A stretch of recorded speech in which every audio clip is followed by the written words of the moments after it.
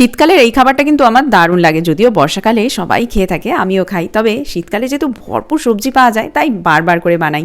দেখো চালটা আগে আমি ধুয়ে দিয়ে দিয়েছিলাম, 2 ভাগ চাল 1 ভাগ ডাল। ডালটা ধুয়ে রেখে দিয়েছিলাম, যখন চালটা ফুটে উঠলো তখন ডালটা দিলাম, তারপরে প্রত্যেকটা সবজি একটা একটা করে দিতে থাকলাম। ফুলকপিটা শুধু তেলে একটু কষিয়ে নিয়েছিলাম, নুন হলুদ তো দিয়েই দিয়েছিলাম।